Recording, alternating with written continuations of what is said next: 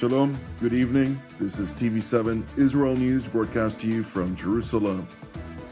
Jerusalem Security Cabinet votes unanimously last night in favor of a gradually expanding IDF operation in the Gaza Strip, dubbed Gideon's Chariots. Prime Minister Benjamin Netanyahu pledges to hold Iran responsible for the Houthi ballistic missile strike on Ben Gurion International Airport. Iran insists that it has nothing to do with the Houthi belligerents against Israel and freedom of navigation in the Red Sea. Jerusalem's Security Cabinet voted unanimously last night in favor of a gradually expanding IDF operation in the Gaza Strip. The vote formally authorizes IDF plans that were presented to Prime Minister Benjamin Netanyahu by IDF Chief of General Staff Lieutenant General Eyal Zamir for his approval late last week. It is important to know that while the IDF was granted approval to call up over 60,000 reservists, the gradual implementation of the high-intensity operations ultimately aim to pressure Hamas into a new hostage release deal. If the Palestinian terror group fails to accept Israel's demands for a deal, the IDF will unyieldingly intensify its operations until the Islamist Hamas is fundamentally eradicated. Meanwhile, during a meeting between Prime Minister Benjamin Netanyahu and visiting Cypriot President Nikos Christodoulides, the latter head of state stressed Nicosia's unequivocal position: all hostages must be released. I want to mention this, my dearest Bibi, because I had a meeting with the families of two of the hostages, and deeply moving meeting, and I want publicly to repeat our clear position: all hostages must be released. Indeed, and that is obviously something that we are pressing Hamas to do, and enjoying the support of our friends, asking others to press not only Hamas but Qatar, that has overwhelming influence over Hamas, which it doesn't always use, but could use. In fact, we had a hostage deal about to materialize that would have released almost half of the hostages, and with the help of Egypt. And we didn't see the Qatari corporation, that's to say the least, that could have brought this deal to fruition. That's what we expect to see: the support of our friends and the pressure of those who can press Hamas, because you're right. The release of the hostages, the repatriation of the living and those who are not living back in Israel is a number one requirement from international law, from morality, from common sense, from decency. It's a purely humanitarian issue, and humanitarian issues, they don't have any political or geopolitical. Well, unfortunately, Hamas doesn't recognize that. That's why we should increase the pressure, both diplomatic and military, which we are about to do. My friend, thank you, and again, welcome to Jerusalem once again.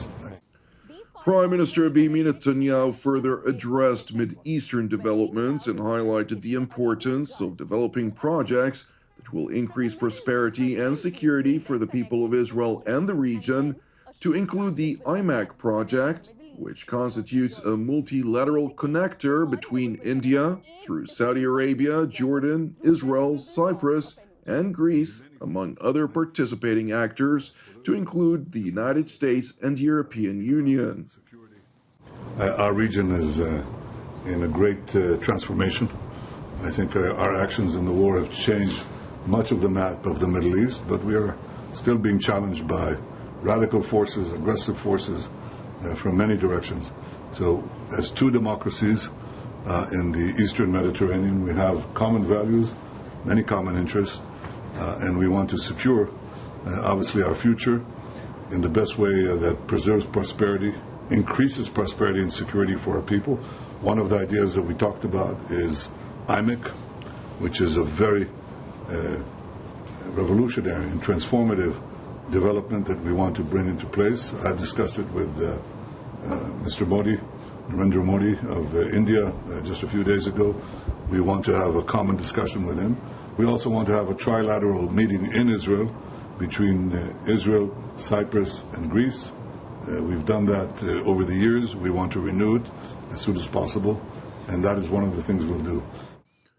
Following an Iranian-backed attack by its Yemeni proxy Ansar Allah, which is dominated by the Houthi tribe, that regrettably penetrated Israel's airspace, falling on the outskirts of Ben Gurion International Airport. Prime Minister Benjamin Netanyahu asserted that the Houthis, who are also targeting freedom of navigation, will face devastating consequences, and not them alone. Their masters in Tehran will also bear the consequences for the ongoing belligerence against the State of Israel. As far as the trade routes, obviously we're being challenged. The whole world is being challenged by the Houthis, including in the dastardly attack they did today near Ben Gurion Airport. We will not tolerate it. We will take very strong action against them. And we always remember that they act with their patron Iran's direction and support. We will do what we need to do to take care of our security, to respond effectively, and to give Iran a due warning that this cannot continue. The IDF spokesperson's unit noted in a statement that initial findings reveal no malfunction in the detection procedure, interception systems, or homefront command alert mechanisms. Therefore, according to the assessment, the likely cause was a technical issue with the interceptor launch toward the missile. Moreover, IDF highlighted that since the beginning of the war, the Israel Air Force intercepted dozens of missiles launched from Yemen, with a success rate exceeding 95%, which is historically unprecedented. Nevertheless, international carriers decided to cancel flights from and to Israel, leaving many passengers stranded. Well, I was on the way to the airport flying back home to London, and while I was there, they say that the airport is back to normal, so all the flights are going. I arrived now and just went to the check-in, did the security, and Wizz just told us that they've canceled the flight. Although the flight coming in is going to land, but the flight going out, they're no longer going to do flights to London, so they canceled it. They gave us no alternatives, so I had to fly. I had to find an alternative flight for tomorrow, so I'm not going to be at home tonight at London. Meanwhile, in Yemen, the Iranian proxy Ansar Allah boastfully claimed responsibility for the ballistic missile fired toward Ben Gurion International Airport.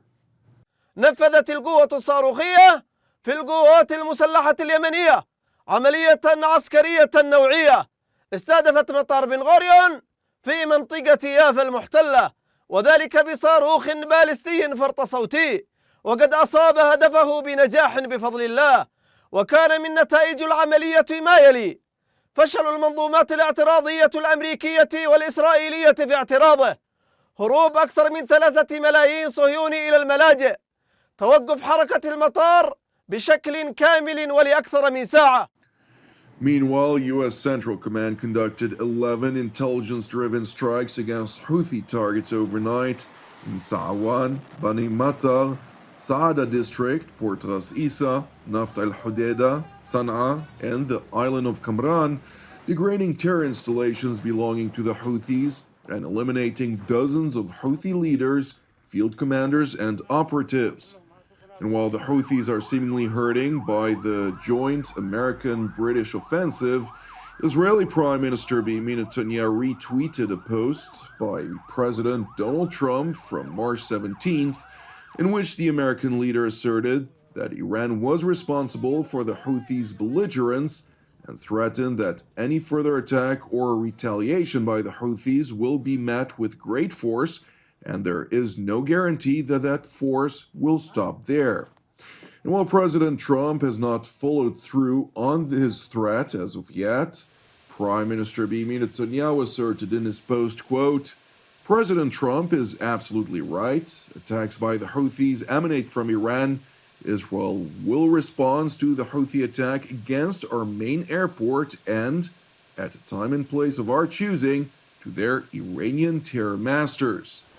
The clear threat by the Israeli leader is seemingly raising concerns in Iran, which is trying to distance itself from responsibility vis-à-vis its Yemeni proxy. همه اتهام‌هایی که و ادعاهایی که در رابطه با فعالیت‌های یمنی ها مطرح میشه علیه جمهوری اسلامی ایران بی اساس هست و واقعا در جهت فرافکنی و تحت الشعاع قرار دادن مشکل و معضل اصلی منطقه که همون ادامه نسل‌کشی در غزه و فلسطین هست. With Israel evidently preparing to launch a retaliatory strike against Iran for its proxy's belligerence, it is said to be separate from joint U.S.-Israeli preparations to launch an attack against Iran's nuclear infrastructure in the event that nuclear negotiations between the United States and Iran fail.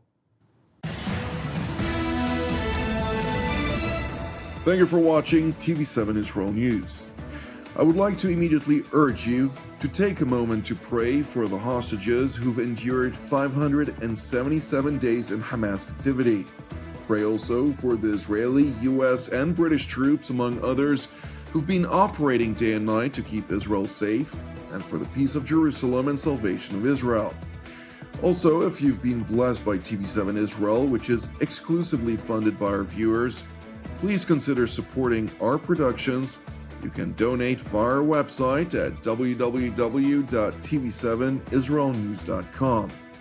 I'm Jonathan Hessen, wishing you a Shavua Mevorach, and God willing, we will see you during our next update. Until then, Shalom from Jerusalem.